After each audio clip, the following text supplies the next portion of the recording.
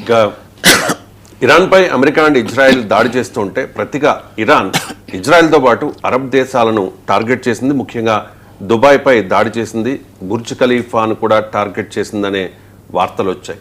ఎందుకు sir దుబాయ్ని Iran attack చేసింది?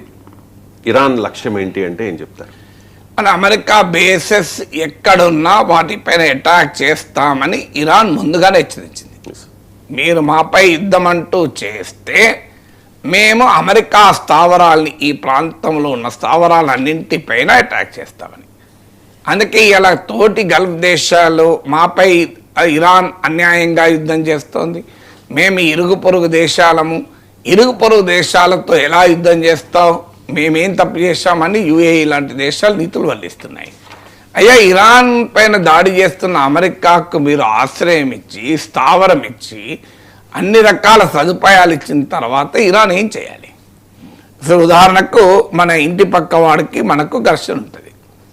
So మన ఇంటి పక్క వాడు మనకు ఒక బయట ఎవడో పెద్ద రౌడీకి గుండాలతో గొడవలు అవుతుంటాయి. మన ఇంటి పక్క వాడు ఆ రౌడీ గుండాల ఆయుధాలు పెట్టుకోవటానికి, వాడు మరి కొంతమంది రౌడీలను పెట్టుకోవడానికి ఆశ్రమిస్తాడు. మనకి ఇంటి పక్క వాడికి ఏ పంచాయతీ లేదు వేరేదేమి. కానీ మనపై అటాక్ చేస్తారని వస్తున్న రౌడీలకు ఆశ్రమిస్తాడు, ఆయుధాలు పెట్టుకొని ఇస్తాడు, భోజనాలు పెడతాడు, స్థావరం లాగా మా పక్కిల్లు ఉపయోగపడుతుంది. అప్పుడు మనం ఏం చేయాలి? నా పక్కింటి వాడు నాకేం పేచీ లేదు, నాకేం గొడవ లేదు అని చెప్పి నేను ఊరుకోవాలా? నాపై దాడికి వస్తున్నటువంటి రౌడీలకు సహకారం ఇస్తున్నందుకు అటాక్ చేయాలని చెప్పండి. సో ఇలా ఇరాన్ రౌడీ కూడా పక్క పెట్టండి, మంచివాడో రౌడో పక్క పెడదాం. ఇరాన్పై దాడికి అమెరికాకు సహకరిస్తోంది కనుక ఈ దేశాలపైన ఇరాన్ అటాక్ చేస్తోంది. సో అందువల్ల మీకు Saudi Arabia, United Arab Emirates, Bahrain, Qatar, Jordan, మీకు కువైట్, ఈ అన్ని దేశాలకు కూడా అమెరికన్ మిలిటరీ స్థావరాలు ఉన్నాయి. వాళ్ళ ఎయిర్ బేసెస్ అమెరికాకు అప్పచెప్పారు. పెద్ద ఎత్తున అమెరికా ఆయుధాలు ఉన్నాయి అక్కడ కనుక వాళ్ళపైన టార్గెట్ చేయడం మొదటి లక్ష్యం. ఎందుకంటే ఇరాన్కు ఉన్నటువంటి కెపబిలిటీతో నేరుగా అమెరికా పైన దాడి చేయలేరు. సో అందువల్ల అమెరికాకు స్థావరాలుగా ఉన్న దేశాలపైన ఇరాన్ అటాక్ చేస్తోంది. రెండవది, దుబాయ్లో అమెరికన్ ఇంట్రెస్ట్ల కన్నా ముఖ్యమైనది ఏంటంటే ట్రంప్ పర్సనల్ ఇంట్రెస్ట్లు ఉన్నాయి. ట్రంప్ కంపెనీలకు దుబాయ్లో భారీగా వ్యాపారాలు ఉన్నాయి. జారెడ్ కుష్నర్, ట్రంప్ మేనల్లుడు, ట్రంప్కు అల్లుడు సనిన్లా, జారెడ్ కుష్నర్ కంపెనీల్లో పెద్ద ఎత్తున దుబాయ్ బేస్డ్ కంపెనీలు, సౌదీ అరేబియాతో సహా వీళ్ళంతా పెట్టుబడులు పెట్టారు. సో ట్రంప్ పర్సనల్ బిజినెస్ ఇంట్రెస్ట్లు ఉన్న చోట అటాక్ చేయడం ద్వారా ట్రంప్ పైన ఒత్తిడి తేవాలి అన్న యుద్ధతంత్రాన్ని ఇరాన్ ఫాలో అవుతుంది. అది రెండవది. మూడవది ఏంటంటే ఈ దేశాలకు కూడా అర్థం కావాలి, ఇరాన్ మేము అనుభవిస్తున్నటువంటి బాధ మీకు కూడా అర్థమైతే మీరు సహకరించరు, అమెరికా పైన ఒత్తిడి చేస్తారు. ఈ నష్టం మా ఒక్కరికే అయితే మీరు రియాక్ట్ కారు. సో ఇది ఎంటైర్ రీజనల్ వార్గా మారి మీరు కూడా కాస్ట్ ఆఫ్ వార్ గనక ఎదుర్కొంటే మీరు ఈ యుద్ధాన్ని ఆపుతారు అన్నది ఇరాన్ లక్ష్యం. అందుకే ఈ సౌదీ, యుఏఈ లాంటి దేశాలు తమ ముడి చమురు వ్యాపారాన్ని స్ట్రెయిట్ ఆఫ్ హర్మూజ్ ద్వారా పంపిస్తుంటారు. సో అందుకే స్ట్రెయిట్ ఆఫ్ హర్మూజ్ను ఇరాన్ నిలిపేసింది. సో అందువల్ల థర్డ్ ఫ్యాక్టర్ ఏంటంటే ఆ దేశాలకు కూడా కాస్ట్ ఆఫ్ వార్ అర్థం కావాలి అన్నది ఇరాన్ మూడవ లక్ష్యం.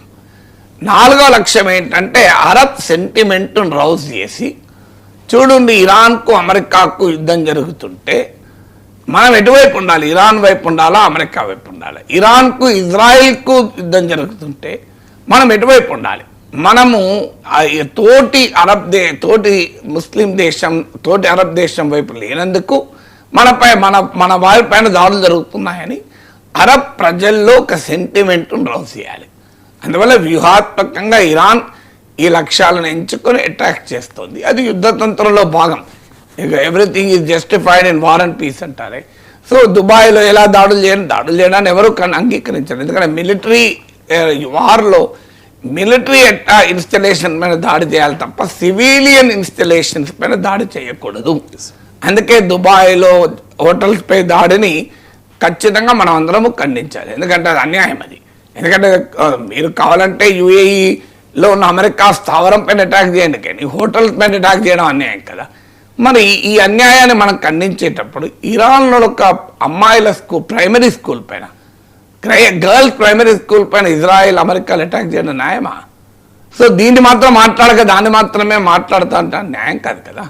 యుద్ధములో రెండు వైపులా కూడా ఒకటే రూల్ పాటించాలి. మిలిటరీ ఇన్స్టలేషన్స్ అటాక్ చేయాలి, పౌరుల పైన సివిలియన్ ఇన్స్టలేషన్స్ పైన అటాక్ చేయకూడదు.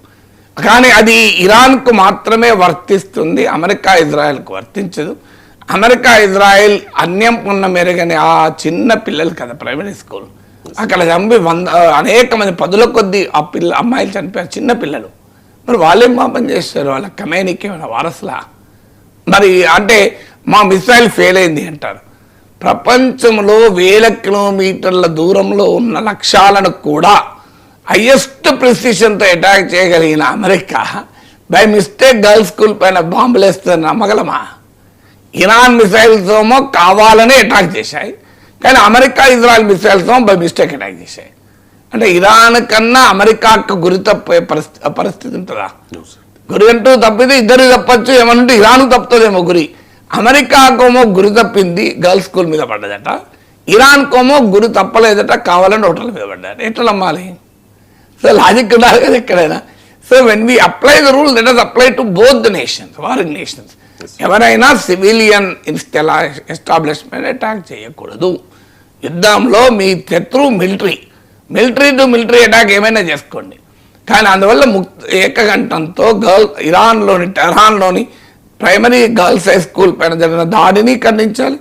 దుబాయ్లో హోటళ్ల పైన ఇరాన్ చేసే దాడిని కూడా ఖండించాలి. ఒకదాన్ని ఖండించి మరో దాన్ని ఖండించకపోవడం అనేది న్యాయం కాదు.